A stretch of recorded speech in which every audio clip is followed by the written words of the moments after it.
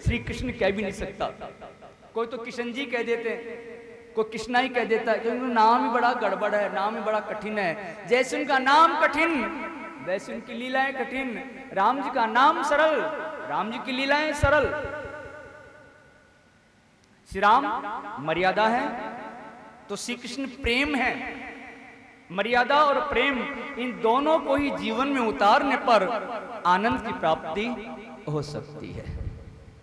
8वें स्कंद की समाप्ति में सत्यव्रत मनु महाराज और मत्स्य अवतार कथा सुनाई। तब राजा परीक्षित सुखदेव महाराज से प्रार्थना करते हैं, महाराज मैं सत्यव्रत मनु महाराज की वंश कथा विस्तार से सुनना चाहता हूं।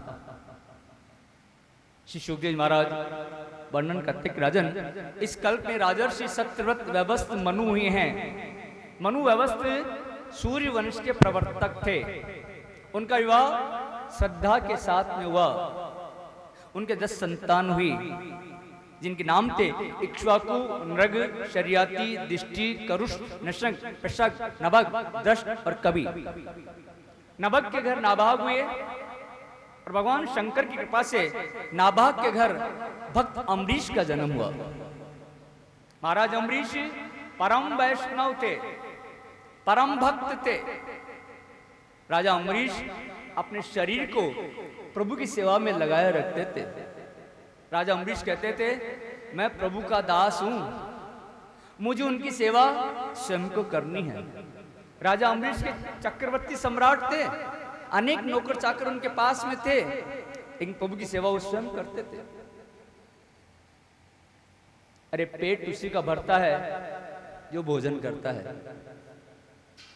इसी प्रकार जो प्रभु की सेवा करता है उसी को उसका फल मिलता है। इस संसार में 4 काम ऐसे हैं जो खुद को करने पड़ते हैं, उसमें अदला बदली नहीं चलती, और हर काम में अदला बदली चल सकती है। इन 4 काम तो बिल्कुल निश्चित है, वो तो खुद को ही करने पड़ते हैं। ये 4 काम कौन से हैं? भोजन, भोजन खुद को ही करना पड़ता है, इसमें अदला बदली नहीं चलती है। ऐसा नहीं पतिदेव के बजाय पत्नी भोजन कर ले और पति का पेट भर जाए। बोले आज मेरे को तो ऑफिस जाने की देरी हो रही है, तुम्हारी रसोई बन के तैयार नहीं हुई, तो ऐसा करना तुम भोजन बना के तुम कर लेना, मेरा पेट भर जाएगा। हो सकता है? नहीं, जो भोजन करेगा उसी का पेट भरेगा, इसमें अदला बदली नहीं चलती है। दूसरा, विवाह, शादी भी खुद को करनी पड़ती है, इसमें भी अदला बदली नहीं चलती है। जिस लड़का लड़की का ब्याह है उसी को दूल्हा दुल्हन बनना पड़ता है, इसमें अदला बदली नहीं चलती बिल्कुल भी। तीसरा, मृत्यु, मरना भी खुद को ही पड़ता है, इसमें भी अदला बदली नहीं चलती है। जिसकी मौत निश्चित है उसी को जाना है।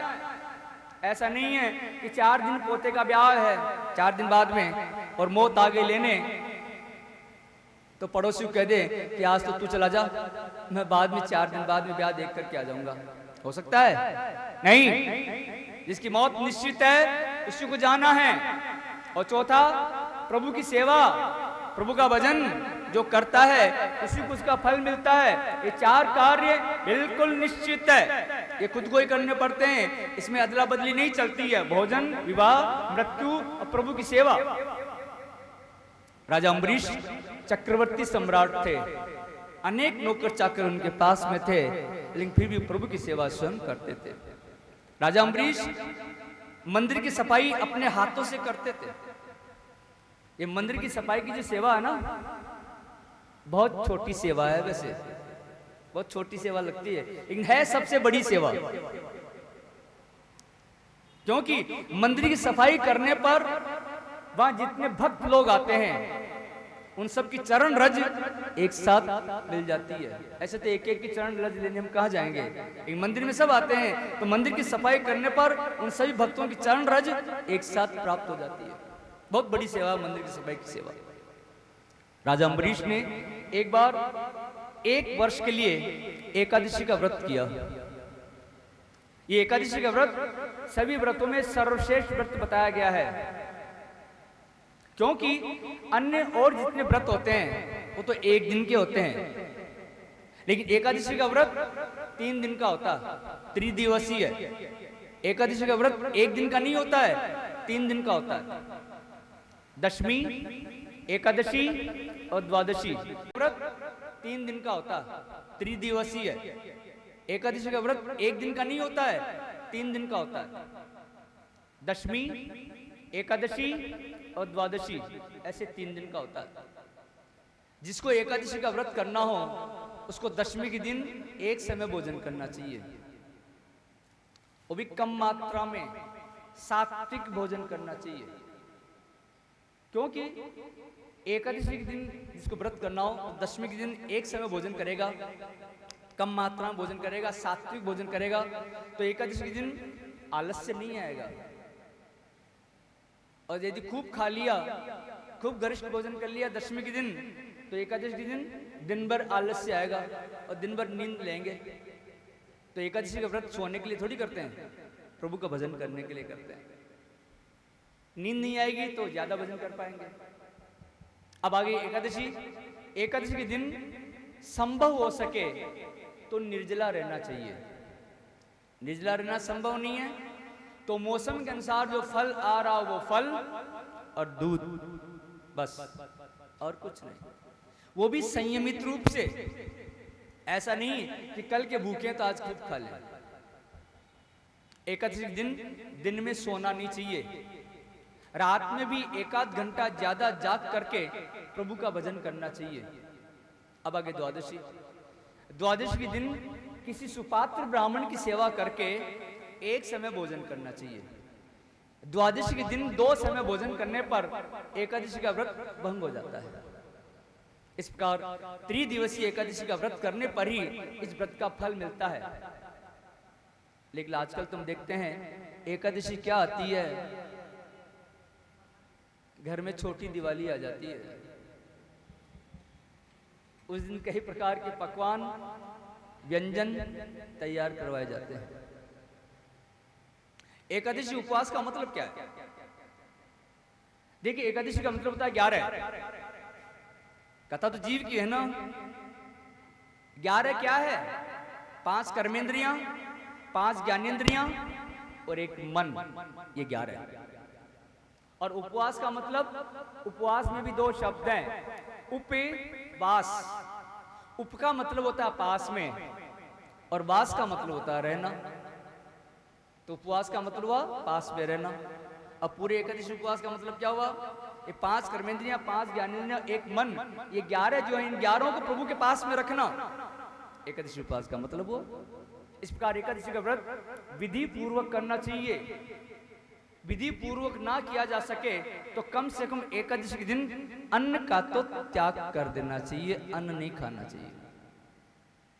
ये एकादशी का व्रत स्वास्थ्य की दृष्टि से भी बड़ा महत्वपूर्ण है, आरोग्य की दृष्टि से भी बड़ा महत्वपूर्ण है। क्योंकि मनुष्य का जो शरीर है एक प्रकार की मशीन है, ये मशीन ही तो है।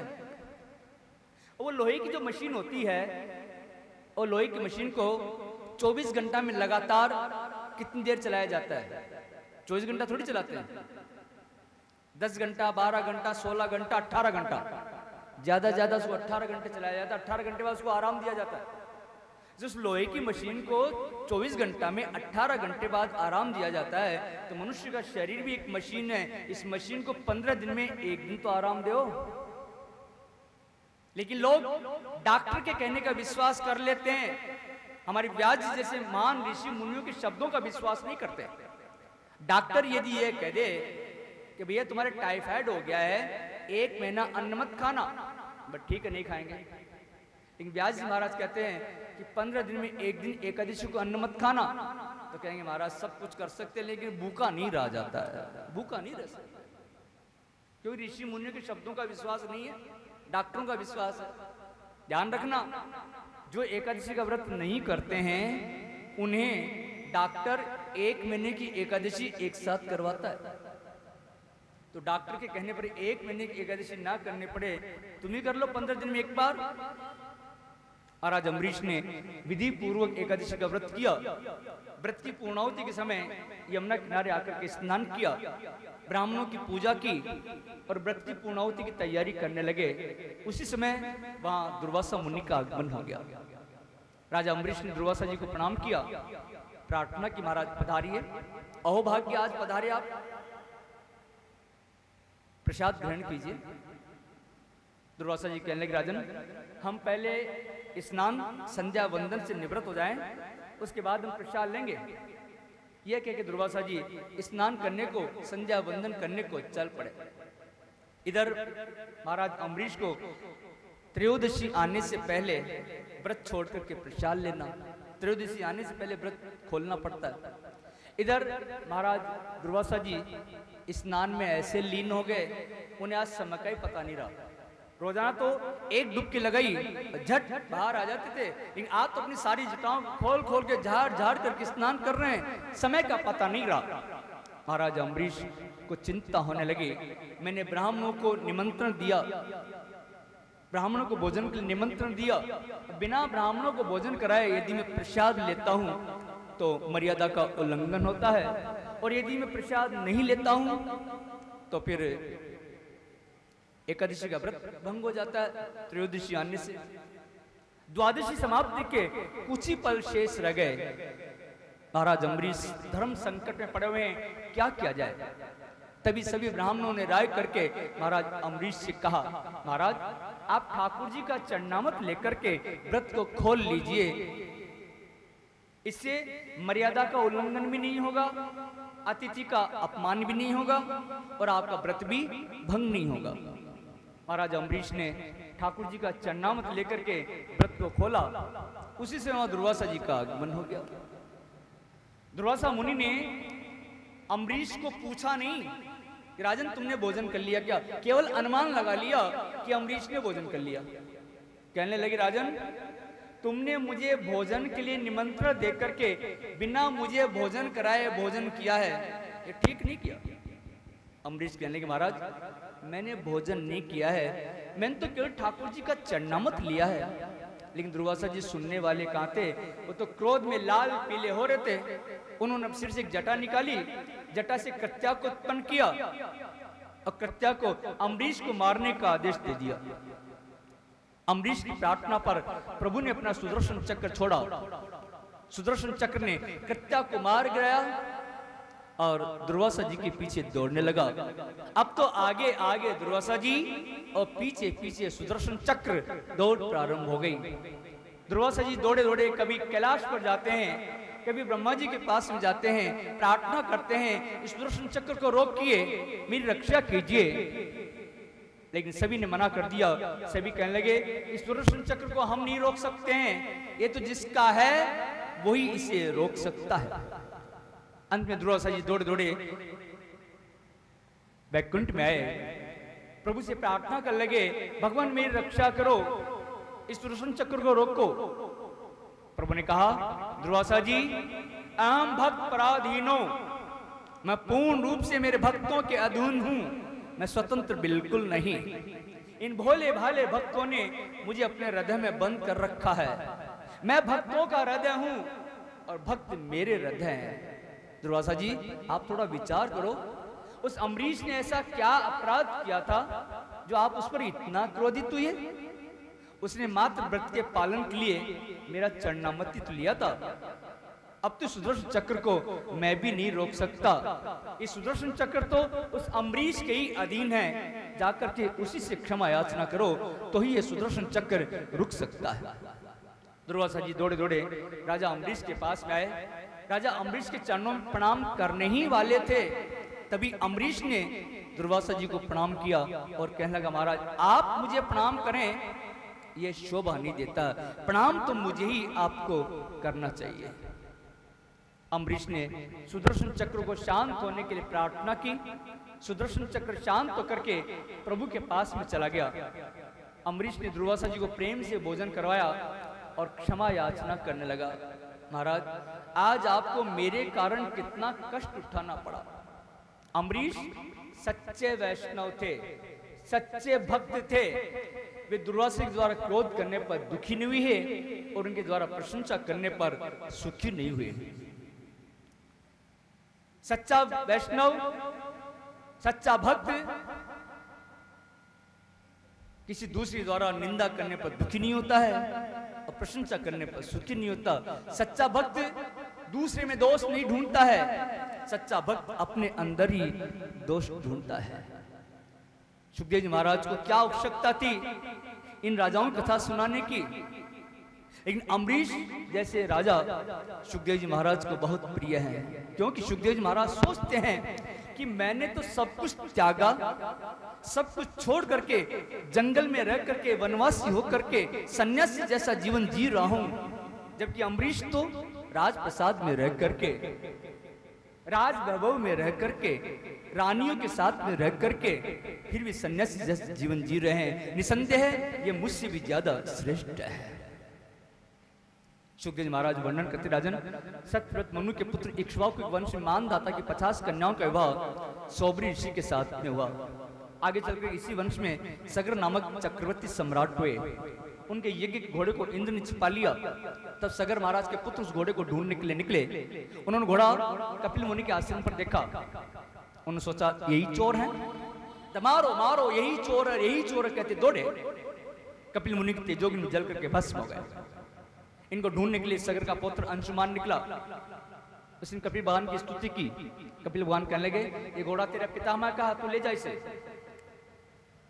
अंशुमान ने अपने चाचाओं के उद्धार का उपाय पूछा। कपिल भगवान कहने लगे गंगा जी यहाँ पधारे हैं तो गंगा जी के स्पर्श से इनका उद्धार हो सकता है। गंगा जी को प्रसन्न करने के लिए अंशुमान ने तपस्या की। अंशुमान के पुत्र दिलीप ने तपस्या की। दिलीप के पुत्र भगीरथ ने तपस्या की। तब जाके गंगा जी पधारी। भगीरथ की प्रार्थना पर भगवान शंकर ने गंगा जी की धार को अपनी जटा में लिया, धरती पर प्रभावित किया। गंगा जी अनेक स्थानों को पवित्र करती पाताल में गई। गंगा जी का स्पर्श होने के कारण सगर पुत्रों को सदगति प्राप्त हुई। आगे चल के इसी वंश में खट्टवांग नाम के राजा हुए। उन्होंने देवताओं से जान लिया कि मेरी मृत्यु 2 घटका में होने वाली है, अतः अपना सब कुछ त्याग दिया और अपना मन प्रभु के साथ में लगा करके अपना आत्म कल्याण कर लिया। खट्टवांग के दीर्घबाहु के रघु, रघु के अज और अज के दशरथ। प्रभु श्री राम की कथा आ रही है। आइए 2 क्षण के लिए श्री राम को याद किया जाए, उसके बाद आगे कथा का हम लोग श्रवण करेंगे। आप सभी बड़ी श्रद्धा और भाव के साथ में हमारे साथ प्रभु के नाम का स्मरण करेंगे। श्री राम जय राम, जय जय